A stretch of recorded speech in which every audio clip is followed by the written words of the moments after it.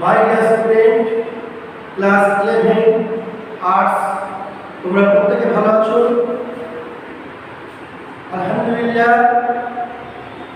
তোমাদের দোয়া রসনা করে আমি ভালো আছি আল্লাহ সুবহানাহু ওয়া তাআলার রহমতে। দেখো, আজকে তোমাদের প্রাকৃতিক ভূগোলের নীতি সমূহ এই চ্যাপ্টার একটা গুরুত্বপূর্ণ পয়েন্ট, সমুদ্র বক্ষের বিস্তৃতি, তাকে ইংরেজিতে বলা হয় sea floor spreading. Sea floor spreading. প্রথমে প্রেক্ষাপট, ব্যাকগ্রাউন্ড, কি করে এই সমুদ্র বক্ষের বিস্তৃতির ধারণাকে আসলো এইটা জানতে হবে। আলফ্রেড ওয়েগম্যানের বই সঞ্চরণ মতবাদ এবং আর্থার হোমসের পরিচালন স্রোত মতবাদের এই দুই ধারণার উপর ভিত্তি করে 1950-এর দশকে স্যার হ্যারি হেস এই সমুদ্রবক্ষের বিস্তৃতি নিয়ে গবেষণা শুরু করেন এবং তার বিখ্যাত গ্রন্থ history of Ocean basin, history of Ocean basin গ্রন্থে হ্যারি হেস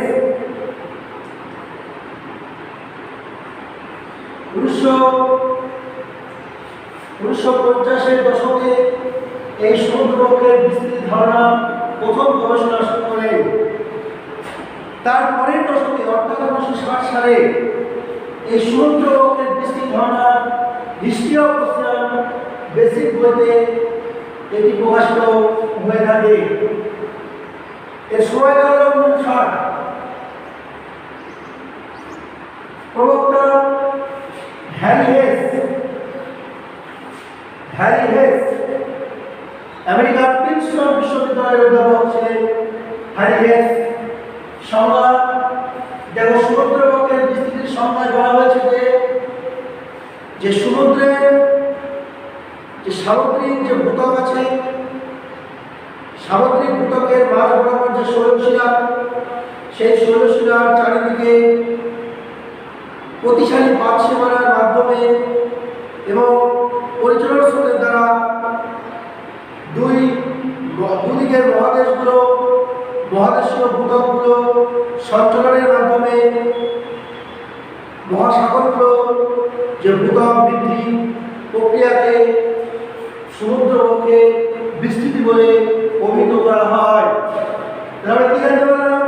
এই সামুদ্রিক বা মহাসাগরীয় ভূত্বকগুলো যে বৃদ্ধিকরণ, ইনক্রিজিং, তার যে বিস্তৃতি, পরিচালন স্রোত এবং পাত সঞ্চালন অর্থাৎ প্রতিসারী পাত সঞ্চালনের মাধ্যমে মহাসাগরের ভূত্বক দিনের পর দিন যে বৃদ্ধিকরণ, তাকে সমুদ্রবক্ষের বিস্তৃতি বলা হয়। উদাহরণ হিসাবে আটলান্টিক মহাসাগরের মাঝ বরাবর তৈরি হয়েছে মধ্য সামুদ্রিক শৈলশিলা, পৃথিবীর দীর্ঘতম, যার নাম হল মধ্য আটলান্টিক শৈলশিলা। এই মধ্য আটলান্টিক শৈলশিলা বরাবর আটলান্টিক মহাসাগর দিনের পর দিন তার মহাসাগরীয় ভূত্বকগুলো বৃদ্ধি পাচ্ছে। ভূগর্ভের ম্যাগমা বাইরে বেরিয়ে এসে পরিচালন স্রোতের দ্বারা সেই লাভাগুলো জমা হয়ে মহাসাগরের ভূত্বক বেড়ে যাচ্ছে। এই মহাসাগরের ভূত্বক বেড়ে যাওয়ার কারণে হলো সমুদ্রবক্ষের বিস্তৃতি। এবার আমরা জানব সমুদ্রবক্ষের বিস্তৃতির মূল তত্ত্ব, মূল কথা।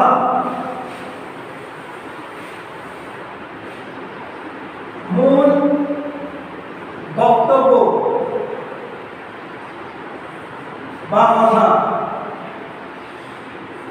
দেখো, সমুদ্রবক্ষের বিস্তৃতির প্রসঙ্গে মূল যে বক্তব্য বা কথাগুলো জানতে হবে। মূল কথা কি? এক নম্বর, খুব ভালো করে দেখো, যে যে ভূগর্ভে উষ্ণ উত্তপ্ত যে পরিচালন স্রোত, ভূগর্ভে কি এই যে ভূগর্ভ হয় উষ্ণ পরিচালন স্রোত, ম্যাগমা হচ্ছে উপরে ঊর্ধ্বমুখী চলন, উপরে ধাক্কা মারলো, ধাক্কা মেরে আবার চক্রাকারে নিচে দিকে নামলো। আটটা রোগ সে ধারণা দিয়েছে, ভূগর্ভ থেকে উষ্ণ হয়ে ঊর্ধ্বগামী হয়ে ভূতল থেকে ধাক্কা মারছে, ধাক্কা মেরে আবার ঠান্ডা হচ্ছে, আবার নিচের দিকে গড়িয়ে গড়িয়ে আবার চলে আসছে, আবার উত্তপ্ত হচ্ছে, আবার যাচ্ছে, একেবারে পরিচালন স্রোত। এই পরিচালন স্রোতের ফলে এই ভূতকে ফাটল তৈরি করে। এই ফাটল বা চতুর্দিকে বরাবর ভূগর্ভের ম্যাগমা এই ফাটল দিয়ে বাইরে বেরিয়ে আসে। বেরিয়ে আসার পর বিভিন্ন ম্যাগমা ভূতকের উপরে জমা হয়, জমা হয়ে মহাসাগরীয় ভূতক বৃদ্ধিপ্রাপ্ত হয়। মহাসাগরীয় ভূতক বৃদ্ধি প্রাপ্ত হয়। তাহলে মহাসাগরীয় ভূতক বৃদ্ধি পাচ্ছে, লাভাগুলো জমা হওয়ার পরে এই লাভাগুলো জমা করে মহাসাগরের ভূতক সৃষ্টি পাচ্ছে এবং দুদিকে স্থলভাগে সঞ্চালন হচ্ছে। যদি এদিকে উত্তর আমেরিকা আর দক্ষিণ আমেরিকা মহাদেশ থাকে, অন্যদিকে ইউরোপ এবং আফ্রিকা মহাদেশ, এই দুই মহাদেশ পূর্ব দিকে পশ্চিম দিকে মাঝখানে আটলান্টিক মহাসাগর, এই আটলান্টিক মহাসাগরে যে যে ভূতক সে দিনের পর দিন বৃদ্ধি পাচ্ছে। এই লাভা জমা হওয়ার ফলে, এই লাভা জমা হওয়ার পরে আটলান্টিক মহাসাগরে যে মেঝে, আটলান্টিক মহাসাগরে যে ফ্লো, যে বিস্তৃতি হচ্ছে, এটাই হচ্ছে সমুদ্রবক্ষের বিস্তৃতি মূল বক্তব্য বা মূল কথা। এবং পরিচালন স্রোত, পরিচালন স্রোত হচ্ছে এই সমুদ্রবক্ষের বিস্তৃতির জন্য মূল কারণ, মূল দায়ী। আর 2 নম্বর আছে প্রতিসারী পাক সঞ্চালন, যে দুটি মহাদেশীয় পাক পরস্পর থেকে দূরে চলে যাওয়ার ফলে মাঝখানের অংশ ফাটল হচ্ছে, সেখান থেকে ম্যাগমা বেরিয়ে আসছে, লাভা হয়ে সেগুলো সঞ্চিত হয়ে যে মহাসাগরীয় ভূতক বৃদ্ধি হচ্ছে। এইভাবে সমুদ্রবক্ষের বিস্তৃতি হয়ে থাকে। বিখ্যাত বিজ্ঞানী হ্যারি হেস এই ধারণাটি দিয়েছে।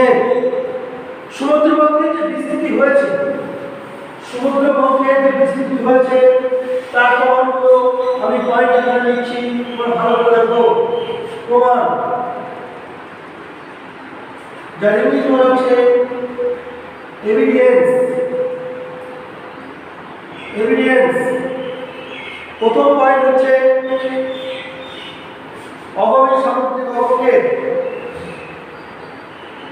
অগভীর সামুদ্রিক অবক্ষেপ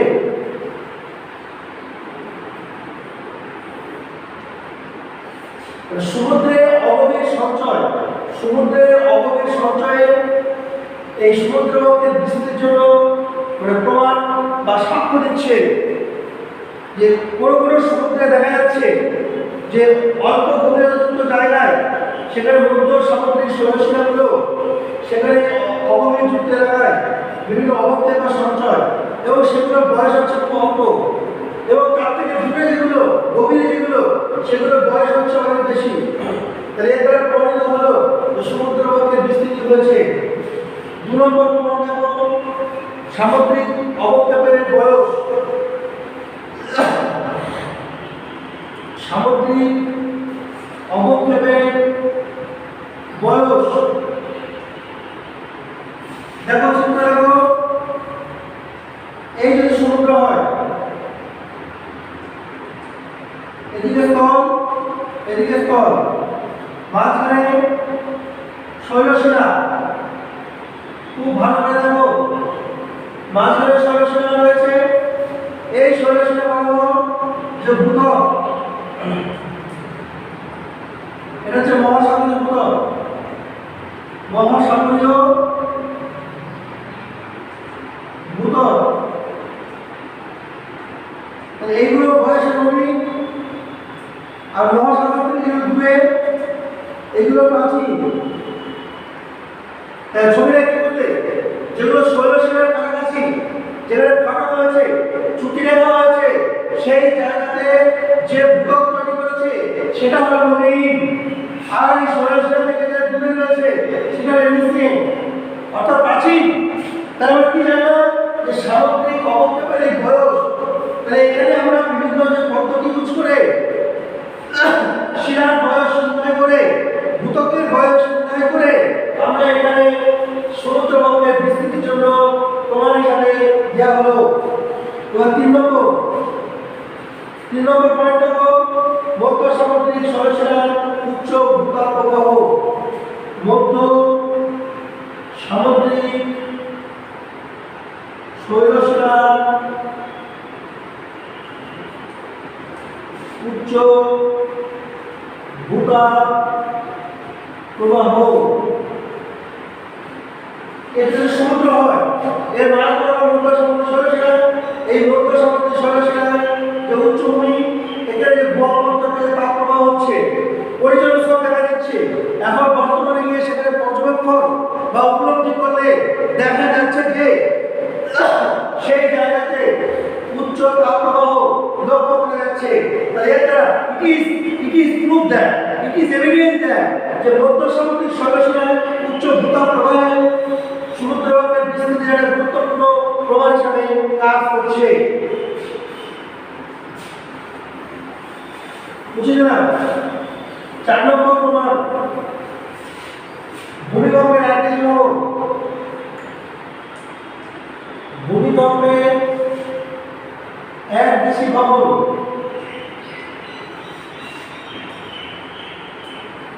দেখো, ভূমিকম্পের এক বেশি ভবনের জন্য সমুদ্রবক্ষের বিস্তৃতির প্রমাণের সাক্ষ্য দেয়। এক বেশি ভবন মানে হলো এই সমুদ্রের একটা নির্দিষ্ট অঞ্চলে বা নির্দিষ্ট এলাকায় কেন্দ্রীয় ভবন, সেন্ট্রালাইজ বা লোকালাইজ। তাহলে মহাসাগরীয় অন্যান্য এলাকার তুলনায় শৈলশিলা প্রদেশে বহু সংখ্যক ভূমিকম্পের কেন্দ্রীয় ভবন দেখা যায়। দেখো আরেকটা ছবিটা দেখো, এর যদি সমুদ্র হয়, এর মান করা যদি মধ্য সামুদ্রিক শৈলশিলা হয়, এই জায়গায় পর্যবেক্ষণ করে গবেষণা করে দেখা গিয়েছে যে এই জায়গায় সবথেকে বেশি ভূমিকম্প, সবথেকে কি বেশি ভূমিকম্প। তাহলে বেশি ভূমিকম্প হয় বলে সমুদ্রবক্ষের বিস্তৃতির একটা বিরাট সাক্ষ্য দিচ্ছে। তাহলে এই 4টি পয়েন্ট আমরা দেখতে পেলাম সমুদ্রবক্ষের বিস্তৃতির জন্য প্রমাণ হিসাবে সাক্ষ্য দিচ্ছে। তাহলে আমরা এখানে কি জানতে পারলাম, যে প্রেক্ষাপট, তারপর হচ্ছে সংজ্ঞা, এই সমুদ্রবক্ষের বিস্তৃতি ধারণা পেয়ে গেছেন, কত সময় দিয়েছেন, এবং হিস্ট্রি অফ ওশিয়ান বেসিন বইয়ে দিয়েছেন, তার সঙ্গে সঙ্গে তার কারণ এবং তার প্রমাণ এবং মূল বক্তব্য। সমুদ্রবক্ষের বিস্তৃতি এটা সুন্দর করে তোমরা ভালোভাবে তৈরি করো, উপলব্ধি করো, বুঝতে পারবে এবং কল করবে, অথবা হোয়াটসঅ্যাপ পার্সোনাল গ্রুপে